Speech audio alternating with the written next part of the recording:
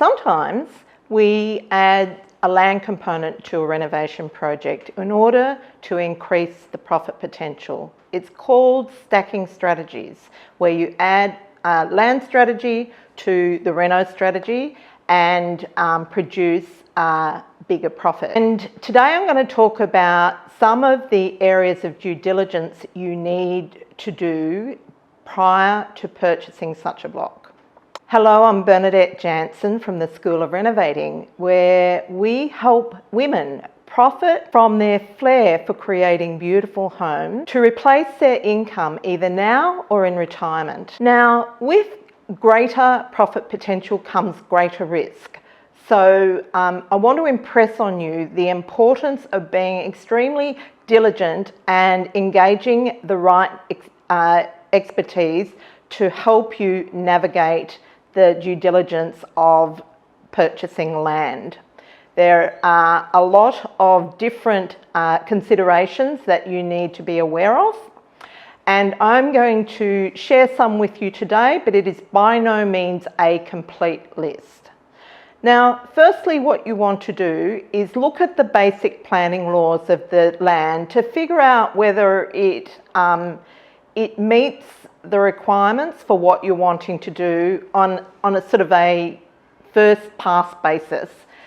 So things like, is it big enough? And one of the ways to do that is to go and look at the minimum lot size for a block in that area, and you'll get that information through council or the state planning portal. But remember, if you are having to put a battle axe or hammerhead driveway to access an available area of land, that will add around about 100 square metres of land to that block. So it will increase the area that you need. You also want to look at the floor space ratio, so how much building you're actually able to build on that particular piece of land. The next thing you want to look at is all the things that you do in normal due diligence, like is it in a bushfire or a flood zone? That not only will impact the value of it, but it'll also impact your building costs. Is there any soil contamination? Is it in a mine subsidence area? All that freaky stuff to make sure that you are not buying nasty surprises. But then the next area of your due diligence is around the planning laws, and look at the block in relation to what you're planning to do with it. Now, if you're planning to build on the block, you want to look at where the existing sewer is, because while building over a sewer may be possible, it's certainly not desirable and can be an extremely expensive process. So you want to avoid that. You want to look at the existing building to see whether it works in its current location or does it need to be moved, and can it be moved. So really obvious stuff. The other thing is, does the driveway need to be moved, and is there somewhere for it to go? And even though you may assess that there is, that doesn't necessarily mean you will get approval to do it.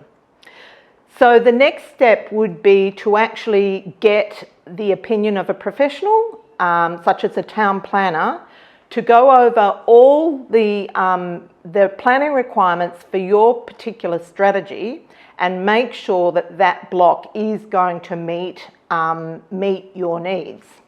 The other thing you want to look at is the tax implications. Once you're starting adding land to a reno, then there's a whole lot of different implications that come in tax-wise, and there are also some quite hefty fees that you will be required to pay council. So you want to make sure that you have your eyes wide open and understand fully the ramifications of purchasing that block of land.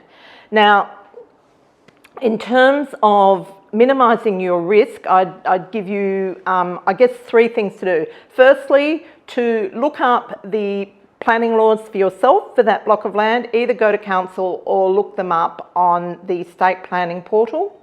Secondly, get an expert opinion from a town planner, taking into consideration the strategy that you're planning to move forward on. And thirdly, you can get a preliminary opinion from council via a pre-DA meeting to even give you a little bit more assurance that you are going to be able to move forward. Okay, well, I hope that's helpful. And if you would like more of these video tips, please subscribe to our channel so that you get notified every time we release a video.